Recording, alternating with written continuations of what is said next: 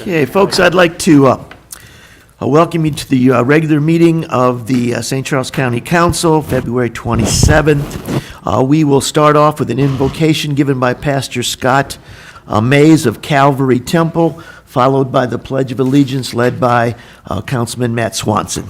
Please stand.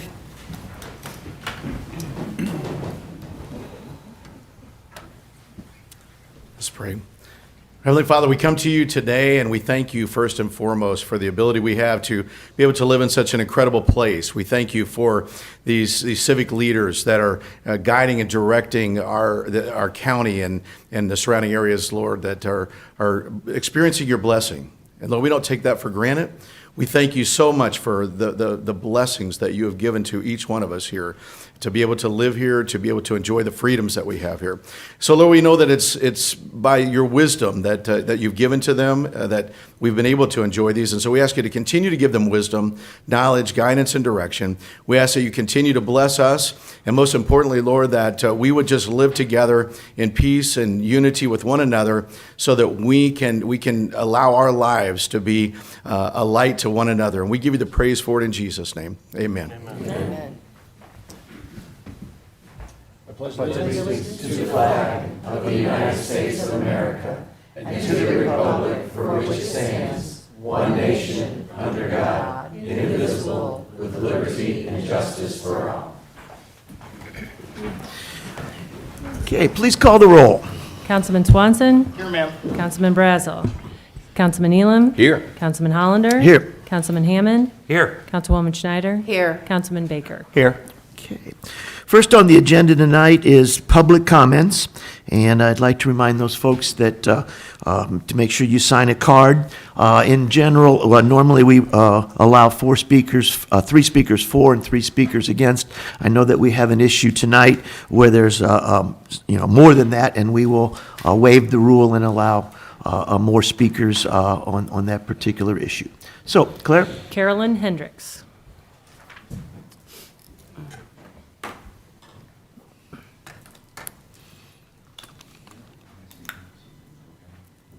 Okay.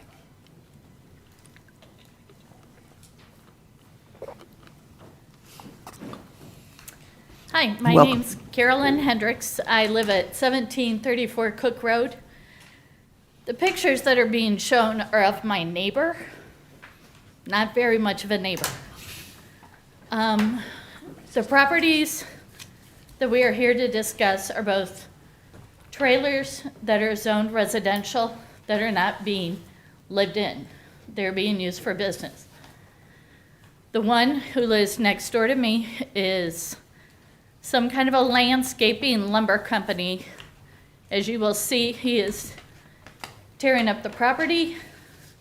He's driving down the cost of the properties around us. I don't want to sit in my backyard because this is what I see.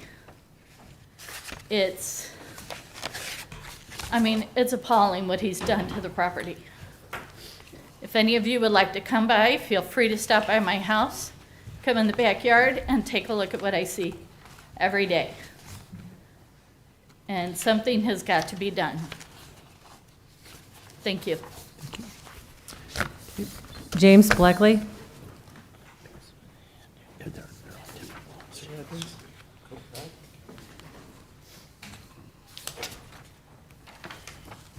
There's some more. Good evening. My name's Jim Blackley, 32 Bunker Drive. I am very proud and pleased that I served on county planning and zoning for 8 years back in the 80s and on the merit commission in the 90s and on a number of different county committees over the years. I'm a firm believer of property rights, but I do not believe in polluting, disobeying the law. I've been in business over 50 years.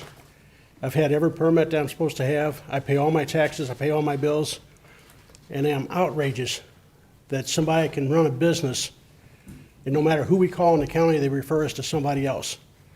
I'm losing my faith in our county. So please help us. Thank you very much. Kim Costner. Which one? Kim. Yeah, I just. Ron Costner, sorry. That's fine. Yeah, sure, sure. And when you're ready to go for your slide, you say next slide. Oh, he told me to just do it. Oh, okay. Okay, can I get it put up though on the? Sure. Okay, he told me it's just right here on mine.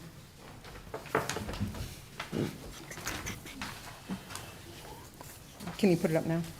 It takes just a Okay, that's fine. There you go. Is it up now? No? He's bringing it. Oh, there it is. Okay, great. Good evening. My name is Kathy Costner. I'm a 30-year resident of 1765 Cook Road in St. Charles County. I've had a significant and ongoing communication with the county and the state regarding the property maintenance and code violations at both 1720 and 1733 Cook Road since 2016. That's 7 years. Since 2016, the properties at both 1720 and 1733 Cook Road have been vacant, in disrepair, and deteriorating, and they've now become a public nuisance. Trailers on both properties are uninhabitable. They have no ability to access water or sewer. They are in a known floodplain, and by no reasonable means can they be titled places of residence. Both properties are used for business and are in a residential area. 1720 Cook Road is currently an illegal solid waste dump.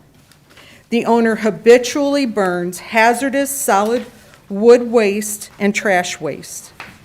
1733 is illegally occupied. The owners have removed the county-ordered board up and access the trailer for habitat, even though the Orange County sticker is clearly present on the trailer. The time to enforce codes for our community was 7 years ago. Now, over 1/2 of a decade later, I am making the same request, the same plea, and giving the same information I have given for 6 years. I've communicated with Tony Lavasco, our state representative, Mike Cronin, our county councilman, Mike Hurlbert of Community Development, the Department of Natural Resources, numerous police officers, all to no avail. And I'm now finally here today, speaking with all of you directly. Codes and ordinances are in place to help citizens enjoy a quality of life that's safe and secure. I expect a certain number of citizens to not comply with rules and regulations of society. But it is wrong for citizens and public officials to willfully ignore and minimize our laws. The current situation that has now arisen from ongoing court continuations, refusal to enforce codes and ordinances, has now escalated to a situation of serious illegal dumping on land and in our waterways, with criminal activity and in-your-face prevarications. I implore this council to please take immediate action and help correct this horrendous abuse of property at both 1720 and 1733 Cook Road. Thank you, Owners- ma'am. Your 3 minutes are up, so. Okay, sure. I'm sorry. That's fine. Thank you. Ron Costner, Okay, the first couple people didn't use all their 3 minutes, so if you don't mind me going over a few seconds, it'd be okay, wouldn't it? We'll let you go for Okay. a few extra minutes. Hello, and thank you very much for this opportunity and your time. I'm Ron Costner, and I live at 1765 Cook Road. My property is adjacent to the condemned trailer at 1733 Cook Road. In 2016, the trailer was, now just as a point here, the main reason we're here is for 1720 trailer. That's the one with the tree dumping and everything. But I didn't want us to lose sight of the trailer that's actually adjacent to my property. Okay. In 2016, the trailer was rented to a motorcycle gang. The motorcycles were coming in and out of the property all day long and as late as 2 and 4 a.m. We called 911 several times believing illegal activity was taking place, but was told that they did not have probable cause to enter or ID anyone. The day the fire department and the police and the ambulance arrived at the property, I learned later that they had to revive someone from an overdose. I thought that this could give the police the opportunity to search the trailer, but again, I was told they were not allowed to ask or take any action since they called for help. Unfortunately, there was 2 or 3 more Narcan calls over the next year. I was relieved the day I heard that the motorcycle gang moved out, and to have a young man and his girlfriend with an infant move in. Things started going wrong again. He started bringing all kinds of cars and stripping them down, hauling off the parts and chassis. I called 911, and the police stopped and talked to him and then just drove off. He would take everything that he stripped off the cars and he would burn them behind his garage. On several occasions, he would throw in airbags into the fire between 1 and 2 o'clock in the morning, setting off huge explosions that rocked my house. We'd call 911 and the fire department would arrive and put out the fire. The next week he'd do the same thing. He and his girlfriend started having arguments, and he would leave the trailer doing burnouts up and down the street, knocking over mailboxes in the middle of the night. She finally got a restraining order against him, but it did not end there. One night he pulled his truck into the woods behind the trailer before she got home. As she drove by, she saw his truck and called the police. This time, they blocked the driveway so he couldn't leave. But he had a 4-wheel drive truck, and he jumped across the ditch, tearing off his oil pan, and giving police chase. When his motor seized up, they caught him about 5 miles away on Hoff Road. Finally, they were gone. The county came and saw that the trailer was in complete disrepair. They cut down all the overgrowth, boarded up the windows and doors, and placed a condemned sticker on the trailer. I thought that would be the end of our problems, but I soon realized that I was wrong. Now the property is being used by a landscaper who uses the garage to store his mowers and dumps yard waste on the property. Once he saw that no one was doing anything about 1720 Cook Road, they were emboldened and removed the boards that the county had put on the trailer over the windows and doors, and now occasionally live in the trailer. This past weekend, there was 5 different vehicles at the residence, Sir, spending the can I night. ask you to wrap it up here, because we've Okay. got other speakers that are going to express Okay. their. One of the individuals had a sports car, and he was racing up and down the street where nobody could even walk on it. These properties are a nuisance, a danger to society. Nobody can even walk by him because he's violent. If you say something to him, he verbally abuses you. So that's all I have to say. Thank you, sir. Molly?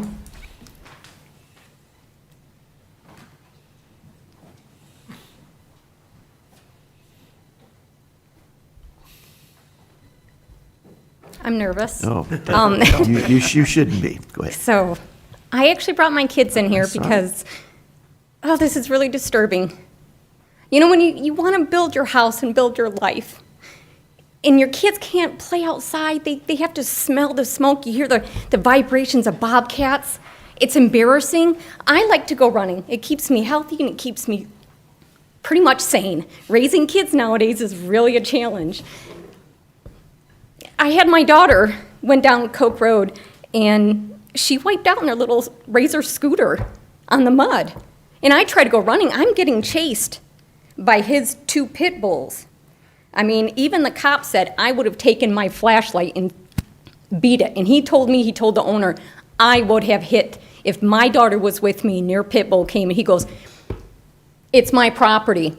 It's been here for a couple days. I can do what I want. It's on my property. No, it's across the street, and it's at Valerie's house, and she was protecting it, 21 degrees weather. The man doesn't care. And my only concern is, how am I supposed to raise my children in a crazy world already that I have to have them to and from, back and forth, and the bus driver and the other kids, and people think this is normal? This is not normal. This is not where I decided to raise my children and build my home and show them that this is normal to have this down the street. It's not. It's anything but normal. And if I'm going to go running down the road, the police officer actually told me the other day, maybe you should find a different road to run on. I'm sorry, really? That's your excuse? Well, I carry mace with me, and I run, and I'm very proud of my neighbors. I'm not proud of that. It's embarrassing, and it's not a quality of life for me to drive by every single day. And the kids, I don't want them to think this is normal. It's okay. So I brought them here to say, hey, Mom's proud of where we live, but I got to fight for it. And it's not fair. If he's running a business, because it's not outside of his home, it's outside of my home. How is that fair? I did not sign up to live next to a logging company. Would any of you ever want to raise your children or have your family or your friends or your relatives come over and have pride in where you live? People from St. Paul take a lot of pride. That's not pride. If you can assist us, that would just be, it would be a game changer for our lives. So we're all here because we care and we love where we live, but we need help and no one seems to really be supporting us. So I appreciate it. Thank you. Thank you, ma'am. And Arnie Dienoff. Mr. Dinoff.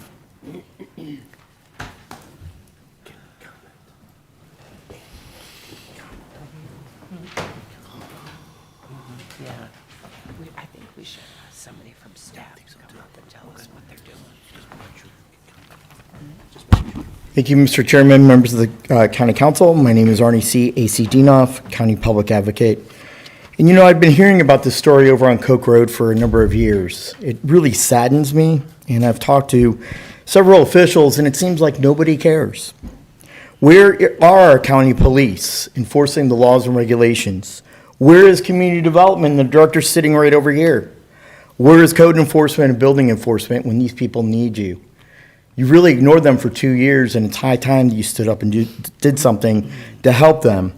This issue has been festering instead of being proactive in the county doing and following the code of codified ordinances. Under nominations and appointments, Community and Children Resource Board, Nancy Schneider, I believe that is a conflict of interest. Serving on the I'm county not going to council, vote on that. serving on the county council that approves hundreds of thousands of dollars of giveaways across our county. I'm sure we have in 440,000 residents, other people who can serve in that capacity. The registered destruction of records, I ask that I look at the auditor reports before they be destroyed under Chapter 610 of the revised state statutes, the Open Sunshine Act and Documents Law. Bill number 5150, the University of Missouri Extension Council Programs and Services, we've been giving them $200,000 to $300,000 over the last decade. Now we're reducing them down to a measly $120,000. Can they operate on that reduced budget? I don't think our county executive really cares about the product and the education services that they offer our citizens, and they'd like to see the county council offer more. Mr. O'Sullivan, I request meeting after meeting of reports of the lobbyists, Mike Gibbons and Tom Dempsey and others. They do exist. I've been told by county council members that they receive a copy of the email along with Steve Ellman each and every week. Under Chapter 610, instead of wasting time, effort, and energy going back and forth, Mr. O'Sullivan, the county councilor, I'm requesting under Chapter 610, the Open Records Act, these weekly updates to council members. I'm also requesting from Donna Vaught, the chief of staff for the county council, Steve Ellman, the county executive, to turn over these records, and all county council members to turn over your records to the lobbyist. It's not a top secret. It should be made public. And these Mike Gibbons and Tom Dempsey, they don't go to the local government committee like I do every week, or the general laws committee in the state legislature, or the election laws. I never see them. I never see them testifying and talking to legislators. So we're paying them hundreds of thousands of dollars of our taxpayer money. What is the big secret? I asked the council members, and I asked once and for all that my request for the contracts of Mike Gibbons and Tom Dempsey, along with the weekly reports, be turned over to myself and all county residents. Good. Thank you, Mr. Chairman. Thank you. Camera. Get your camera. Is that, is that Claire? That's the final speaker. Okay. Seeing no more speakers, next is the oral report from county executive. Can we ask for staff to respond to the? Yeah, I will. To the Cook Road. Certainly can, sure. Mike, Yeah, do you I mind? will do that as part of my report. Okay, thank you. Yeah. And then, obviously, when they're done, you can ask them whatever questions you like. Thank you. I guess we ought to start with, Rory, can you just give them a little bit of the background here of the process that was gone through when we finally filed the court action? And then especially, I just want to make sure you mention some of the problems that we have in our court system generally after Senate Bill 5. And some of the ways in which the legislature has made it more difficult to deal with terrible situations like this. That's not an excuse, folks. That's not an excuse, and we'll do everything we can to overcome those problems. But why don't you give them a little bit on that, and then Mike, you can talk about how your office has handled it, and then we'll answer any questions that y'all might have. Thank you, Mr. County Executive. So a little timeline, I guess. My office, the prosecuting office for ordinance violations, which is what these building code violations, these zoning code violations are, they were filed in April of last year. The person was given a court date. On that first court date, he did not appear. He was given what's known as a failure to appear that was mailed to his last known address. Again, he was given another chance to appear in court in, I think it was July. On that July date, he did not show up, and so the municipal court issued a warrant for that person's arrest. What the county executive is referring to at Senate Bill 5 is that there was an effort by the legislature some years ago to address some of the issues that were going on, not necessarily in the county's municipal court, but in other municipal courts throughout the state, more specifically in St. Louis County, I believe.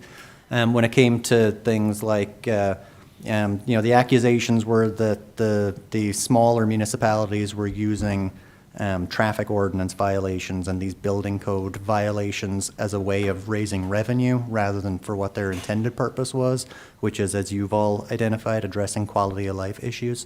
So unfortunately, the legislature has, I guess, painted with a broad brush, and they decided for good and bad that there was going to be an emphasis when it came to the prosecution of things like municipal ordinance violations, that it was not going to involve keeping people incarcerated, it wasn't going to involve exorbitant fines on people, and that has led to the situation where, the municipal court and the prosecutors that work in it don't have as many tools available to enforce compliance. So we have people that, if and when this person eventually gets pulled in on a warrant, the likelihood is that he is not going to be kept in custody until he serves trial. He'll be released and given another trial date. In the past, it's likely, it just depends on the situation, but he could have been held for a much longer time. Now, the most he'll be held for is 24 or 48 hours. So again, this is not an excuse. The county executive isn't asking me to make excuses, but there is a process in place that the county, including the prosecutors and the municipal court, has to work through. One of those tools, the enforcement tools that we have, is this warrant that is currently active in the system. My office has been, as diligent as we can in trying to prosecute this person. Unfortunately, if they're not going to show up to court, then that limits our options. And again, the court enforces compliance through the means of warrants that are designed to bring somebody before them so that a case can be resolved. Can I answer that? So has the owner been served or not? The owner has been served, as I understand it, Okay, yes. he has been served, Yeah, but he's under the failed court to appear in rules. court. Yeah, under the court rules, he's been given notice of his court hearings on 2 occasions. He failed to appear for his initial court date. On the second appearance, he also failed to appear, and it was on that Well, if second he's date been that he was. served, why can't you go ahead and set the case for a trial and have a judge hear the evidence? Set a trial, judge, and try it in the person's absence? Well, if the person's failed to appear and has been served, you send out a notice of what the court date is, and if he fails to appear on the court date, you go ahead and hear the case. Yeah, and Judge, you and I might be of the opinion that quality of life issues such as this would warrant that kind of, sending a sheriff out to somebody's address to pick them up and make them show cause to appear in a court. The state legislature does not tend to agree with you. I just passed out the statute. Yeah. And I don't think that's what he's being prosecuted for. I don't know what he's being prosecuted for. There's a zoning violation as well as a, Zoning violation. well, Okay, Mr. Holbert? Oh, you go ahead, Dave. You go ahead. No, go ahead. No, I'm just saying, let's give staff an opportunity to speak. Mike? Good evening, council. So yes, this case, this property, these addresses have been on our file docket for quite a number of years. We've actually we have 3 current cases in court. We have the zoning violation, which is a illegal use of the property. A landscape company is using it for the commercial operation. They've never received any permits, any approval from the county, so we've cited them for that. That went to court. They have, he never appeared. There is now a warrant out for his arrest for not appearing. The second thing is when they purchased the property, I believe it was in 2020 or 2021, they might know even better than me, was they did not get a required septic inspection for the septic system there. So we cited him for that. He again did not appear in court. Warrant was put out and was issued for his arrest. The third one is the illegal dumping. The tree logs, the trees, just a ton of stuff he's dumping. Sometimes they have it in nice orderly rows, but most of the time it's just a mess. I mean, it's a mess either way. That case is still in court. The warrant, he has not appeared. A warrant has not been issued for his arrest yet. I hear that that's pending. But at this point, that's where the 3 cases are. We've received, I think we've opened at least 11 cases in the last 2 years on the property, on 1720. What happens is when we receive complaints that are duplicates, we simply close that case and refer back to the other case. We can't open a new case and just continue to prosecute for the same thing every time. So that's why it looks like there's nothing being done. We're stuck. It's in the court process. There's nothing that community development staff can do at this point. It's out of our hands. And it's frustratingly so. What about occupancy permit? I'm sorry? Can we revoke the occupancy permit? They don't have occupancy. They don't have one. No, they're squatting on the property. They're So what now? They're not living in the building. Oh. Sure. So they're driving up, they're dumping stuff, whatever they're doing on the property from time to time. I know somebody was camping on there the other day. There was a tent in the back. I mean, that's what they're doing. Yeah. So, I mean, that kind of stuff is going on. So the one thing that we do have to our availability is abatement. We can at least try to clean up the dumping of the information. We have to wait for that court to provide the warrant so we can get on the property to do that. We have to bid out the process for a cost, which we did over a year ago. It was over $10,000 to remove the amount of debris that was there because it's going to take special trucks to equipment to do that. At the time, a council member thought that was not going to be a good use of taxpayer dollars because the guy's just going to do it again. So we're just going to keep spending money on a property that's not worth it. It's going to be over the cost of the property. So that's why that was not followed through at that point last year. Now we're looking at doing it again, trying to get the bid. We have a brand-new abatement contractor who we just signed a contract with earlier this year. So we're meeting with them on Wednesday to go over our process, all of our steps, and request that they provide a quote for the cost to do that. So that process will not be quick, unfortunately. We're looking at probably four weeks out before anything could actually start being done. So you would clean it up, and then what, we would file a lien? Yes. And then, A lien, but the problem is, we don't know what the property's even worth if anybody ever sold it. So that's why there was reluctance earlier about it. Mr. Hurlbert, yeah, Mr. Elam's got a question there. So, Mike, you said their warrant was issued. and the Twice. warrant was issued. Yep. And we're waiting on another warrant. Yep. Have those other 2 warrants been executed? No, So he hasn't been picked up yet? That's On correct. either one of those 2 warrants? That's correct. With the third one pending? correct. And I don't know if I should ask Rory or Nancy this question, but, so it sounds like when the warrant is issued and he gets picked up, and I don't know, is that sheriff or police? Who Police. executes? Police.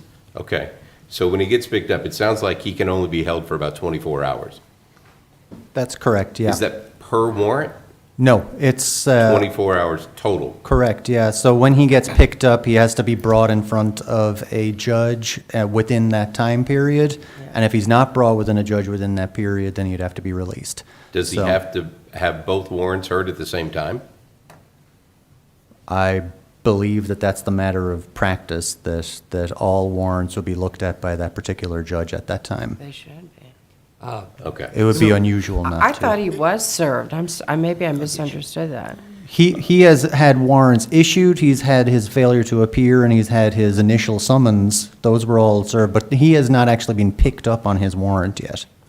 He hasn't been brought to court. Correct. Mr. Hammond has a question. Do you folks know if he's got electricity there?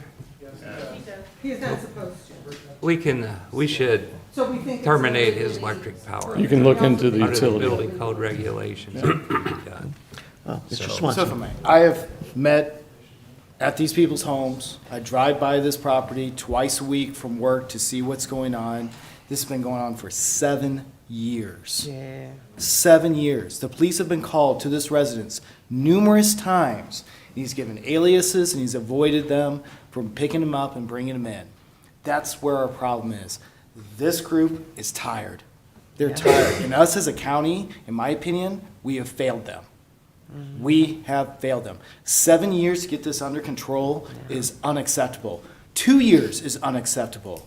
They have been patient and they're working with us. I asked them to show up, show you guys the pictures, because I know this is in my district, and I don't expect you guys to go out there and drive and see this, but we're coming into the rainy season real soon, and all those logs that you see on that property are gonna be down in the creek. We've already contacted Missouri Department of Natural Resources. They've been out, visited the site, and we're waiting to hear a response from them. They have done everything underneath their power to get this done, yet we need to step up our game. And I don't know how we do this, but we need to step up our game. If we need to do more ordinances and pass a new law to move this thing forward so other residents don't have this problem in the future, then that's upon us to get this done. So I know I'm the new guy up here, but it's time we do something.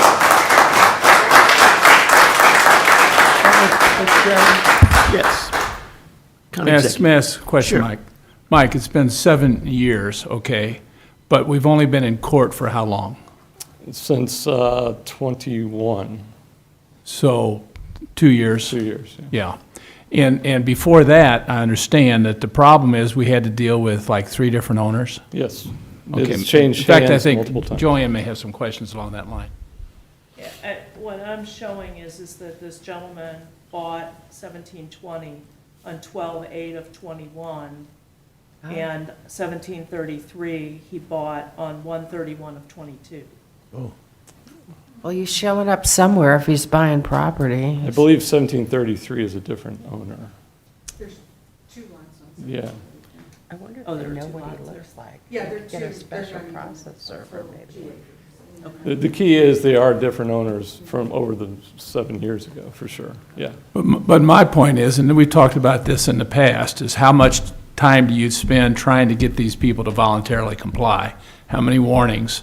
And I think we've kind of got that under control now. We don't give them forever. Correct. But in this case, you come up to the point you're ready to file, and then it gets sold. You got to start over with a new owner, right? Correct. So again, It's the owner you know, who I did that. mean, we should have done better, but I just want people to understand some of the problems that you've had here. So with that being said, here's his business card. He's still out there doing business. How is he doing business when he has all this going on? He's operating. Is he paying any taxes? I mean, it's getting to the next level. This is now a nuisance and we need to do something about it. And if he's given fake aliases and everything else, that's wrong. He's cheating the taxpayers of St. Charles County and he's harming residents who live on this road. Is there an address on his card? Is that the It's just address a of the property? phone number of the two individuals, and I'll be happy to show you the card and Councilman? give it down. I received it from the Yeah. residents as well, and he's operating nonstop. So Councilman, Joanne? just so you understand, what Mike's saying is, a few weeks ago, the county executive ordered us, just get it cleaned up and file a lien on his property. And Mike warned him, okay, we will do it. But this guy has no recognition of the normal rules of being a neighbor. And he's gonna do it all over again. And there's very few tools we have to stop him from rejunking the property, except to go in and file another. And so each of these liens will get put on there, and if he can't pay them, eventually the property, he'll either try to change hands and get rid of it, or will face, some sort of a tax loss on him, where we finally take the property through his failure to pay in full what the taxes are. But that's a long process. There isn't any tool at our hands to make somebody who basically thumbs his nose at us be a better citizen. So, the county executive already ordered that this property be cleaned up a few weeks ago. And Mike's in the process of doing that. That's what he's explaining.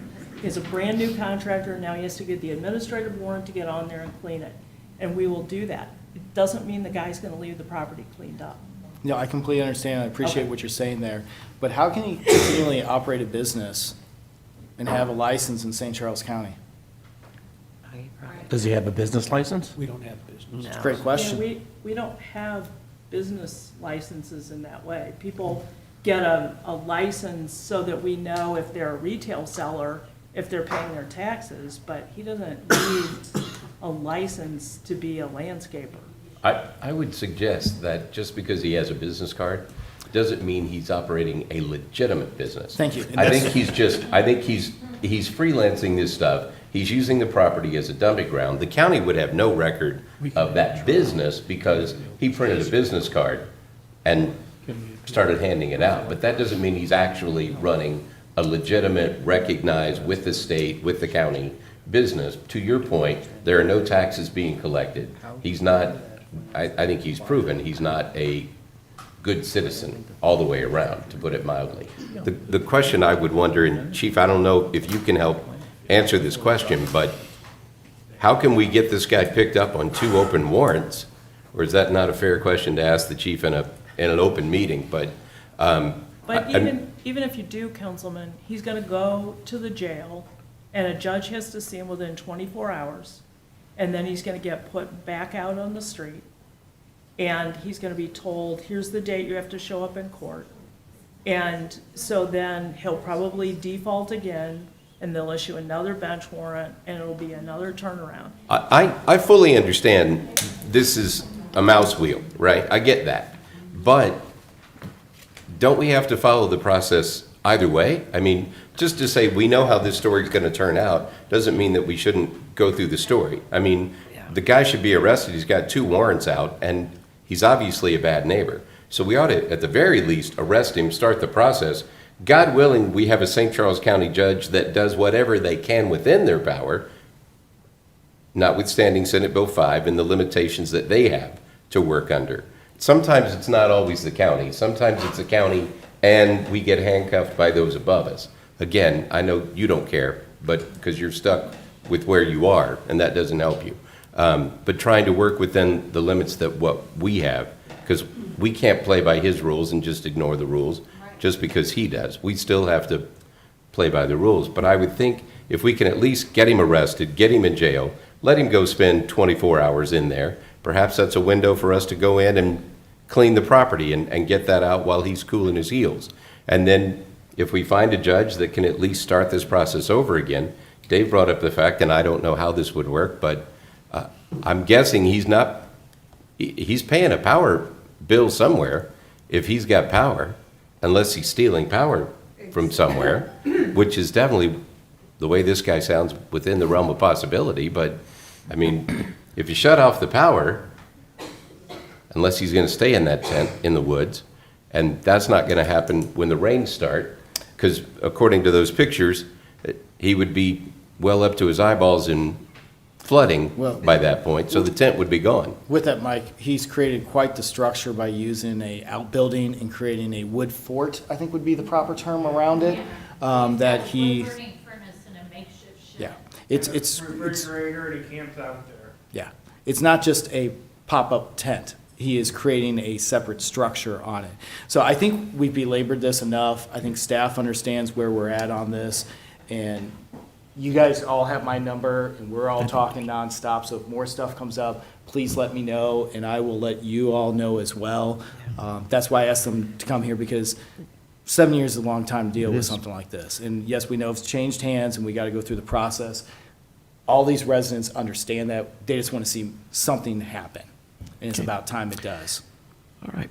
Thank you. So I think, I think there's two things going to happen here. Hopefully, we can get this person arrested. Second of all, I know you're going to start that, that process of getting it cleaned up, whether the person likes it or not. Now, again, you said it's at least 4 weeks out, so there's not going to be any instant gratification here, but I think at least we're moving in a certain direction. Has he Yeah, paid and his I real think- estate taxes? Do we know? He usually pays them a little late, but he pays them. He pays them. So, and we get the power cut off. I know we can do that. That would be a key if we could do that. Good step. All right. Thank you, Thanks, Mike. Mike. Thank you. Thank you, folks, for your appreciation. I'm sorry, ma'am. The next time I see him at the property, who can I call to come arrest him? Yeah, Oh, Ma'am, I'm sorry. you can Ma'am. talk outside. Ma'am, He comes there. ma'am, I'm sorry. Okay, I'm sorry. I know. But we're frustrated. I know you are, okay? And you, day, checked his you- ID and said he folks, had no warrant. you're fine. And I know you've expressed your opinion, and I think you got unanimous support up here. It's just a matter now of seeing if we can, try to do things that need to be done. Maybe you'd rather Okay. have him as a resident than us. No, not that, And guys, not so what. seriously, No, it's not a problem. you guys have worked with me. Let's be respectful here, please. Afterwards, if you want to talk privately when we're no longer in our meeting, that's great. You guys know how to get a hold of me. The chief's back there. He'll be there. You can talk over to community. We're all here for you. So let's just keep decorum here, okay, please? Okay. Thank you. Matt, if you All right, could thank speak you. out the number of all county police dispatch. They have all of it, trust me. Okay. Anything else in the county executive oral report? No, Mr. Chairman. Okay. All right, next on the agenda is the consent agenda. Mr. Hammond here. I'd like to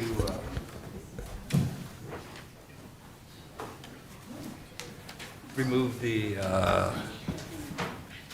minutes from the agenda, from the, February 13th minutes? yes. Do I have a second? Second. Okay, those have been removed. All in favor, say aye. Aye. Opposed? Okay. And secondly, I'd like to make a motion to amend the minutes by, for 213, by adding the line, there was no vote taken during the closed meeting. Do I have a second for that? Second? Okay. All in favor, say aye. Aye. Opposed? Okay. With that, I'd also like to go ahead and make a motion to approve that item. Second. Okay. All those in favor of approving that item, say aye. Aye. Opposed? Okay. Okay. And then Mr. one Chairman, one yeah. last thing. I Yes. would like to remove from the consent agenda the reappointment of me to the Community and Children's Resource Board. I would not vote on that, so if we could take that up separately as well. Second. Okay, all those in favor say aye. Aye. Opposed? Okay, we'll come back to that once we, do I have a motion to approve the rest of the consent agenda? So moved? Second. Okay, all those in favor say aye. Aye. Opposed? Okay, now we'd like to bring up the appointment of to the Community Relations Board, CCRB. Request a roll call vote, please. Okay, Councilman Swanson? Yes, ma'am. Councilman Brazel? Councilman Elam? Yes. Councilman Hollander? yes. Councilman Hammond? Yes. Councilwoman Schneider? I'm abstaining. Councilman Baker? Yes. Okay. Passes, and I believe that concludes the consent agenda. Next on the list is bills for final passage, starting with bill number 5144.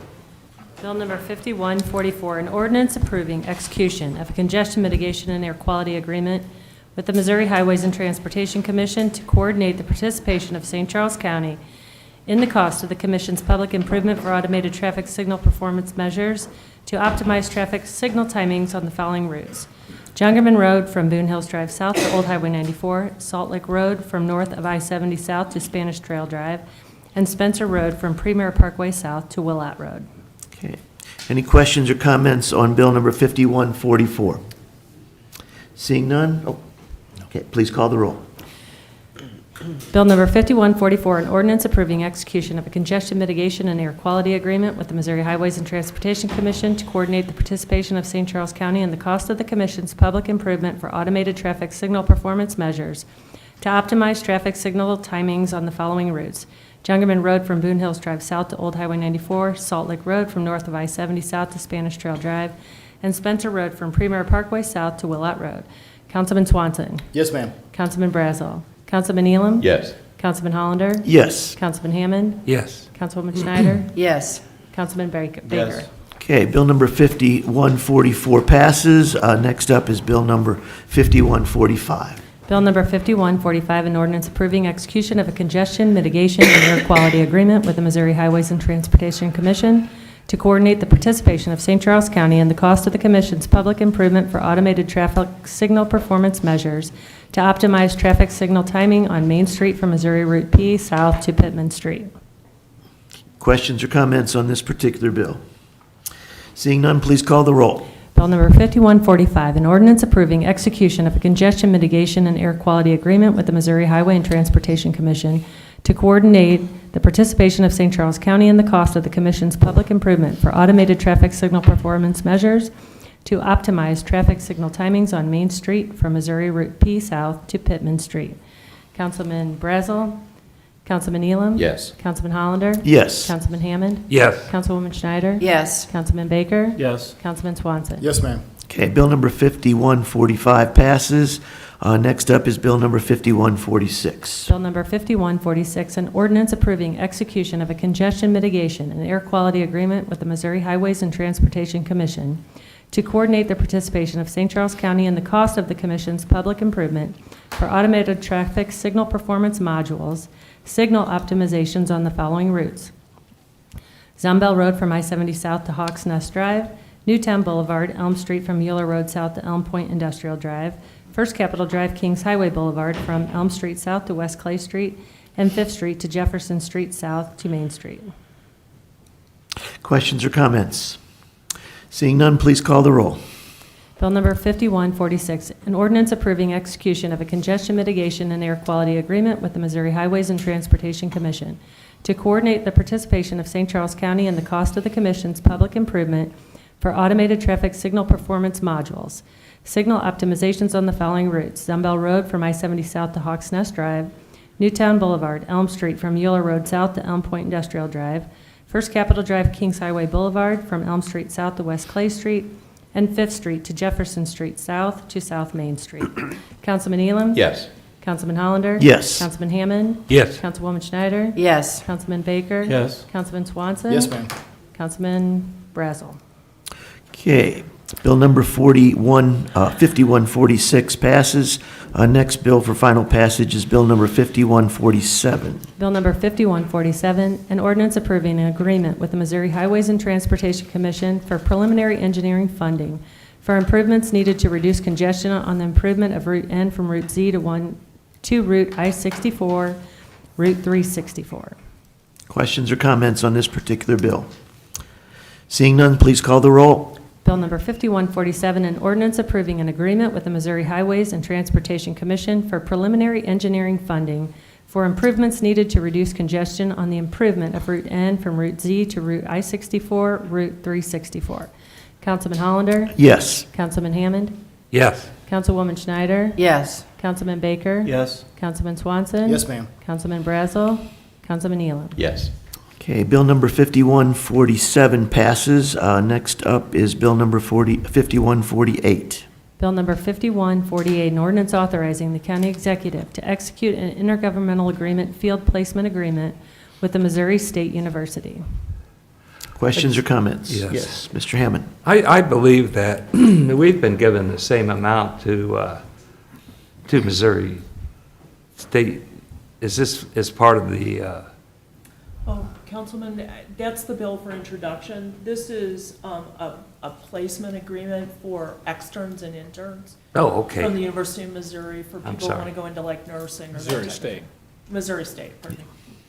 But we'll get to that one, and yes. Yeah, okay. Okay. Anyone else? Seeing none, please call the roll. Bill number 5148, an ordinance authorizing the county executive to execute an intergovernmental field placement agreement with the Missouri State University. Councilman Hammond? yes? Councilwoman Schneider? Yes. Councilman Baker? Yes. Councilman Swanson? Yes, ma'am. Councilman Brazel? Councilman Elam? Yes. Councilman Hollander? Yes. Okay. Bill number 5148 passes. Next up is bill number 5149. Bill number 5149, an ordinance authorizing the county executive to execute the intergovernmental workforce program services contract agreement with the Missouri Department of Health and Senior Services and accepting the Missouri Department of Health and Senior Services workforce grant funds. Questions or comments on this particular bill? Seeing none, please call the roll. Bill number 5149, an ordinance authorizing the county executive to execute the intergovernmental workforce program services contract agreement with the Missouri Department of Health and Senior Services and accepting the Missouri Department of Health and Senior Services workforce grant funds. Councilwoman Schneider? Yes. Councilman Baker? Yes. Councilman Swanson? Yes, ma'am. Councilman Brazel? Councilman Elam? Yes. Councilman Hollander? Yes. Councilman Hammond? Yes. Okay. Bill number 5149 passes. Next up is bill number 5150. Bill number 5150, an ordinance authorizing the county executive to execute an intergovernmental nursing clinical experience agreement with the curators of the University of Missouri on behalf of the College of Nursing at the University of Missouri St. Louis. Questions or comments on this particular bill? Seeing none, please call the roll. Bill number 5150, an ordinance authorizing the county executive to execute an intergovernmental nursing clinical experience agreement with the curators of the University of Missouri on behalf of the College of Nursing at the University of Missouri St. Louis. Councilwoman Schneider? Yes. Councilman Baker? Yes. Councilman Swanson? Yes, ma'am. Councilman Brazel? Councilman Elam? Yes. Councilman Hollander? Yes. Councilman Hammond? Yes. Okay. Bill number 5150 passes, and the last bill for final passage is bill number 5151. Bill number 5151, an ordinance authorizing the county executive to execute annual agreements with the University of Missouri Extension Council of St. Charles County to provide educational programs and services not to exceed $125,000. Questions or comments? Mr. Chairman, to the councilman's question. Yes. Yes, actually, I think we didn't give them that much in previous You years. have not. So the statute requires that we give them 10,000.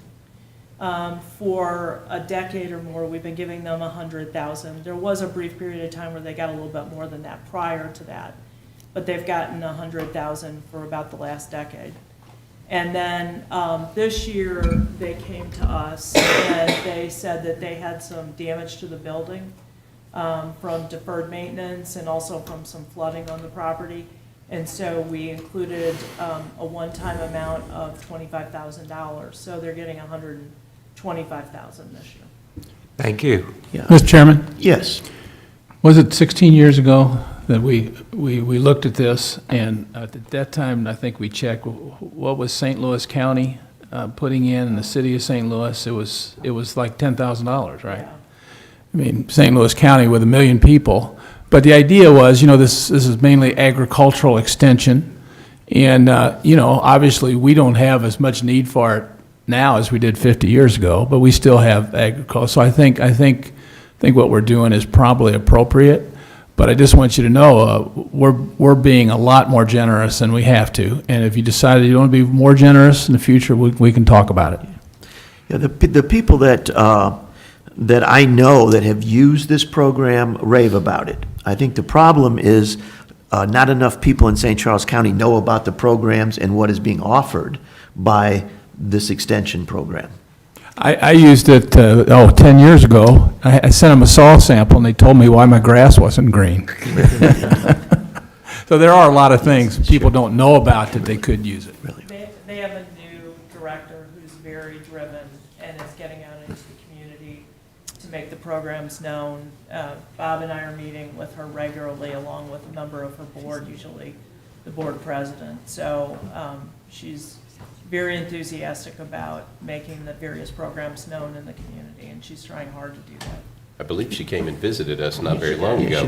She did. Yeah, he was here. Tell Any other- Mr. Dienoff I don't know where you got your information, but it's incorrect. Okay, anybody, any other comments?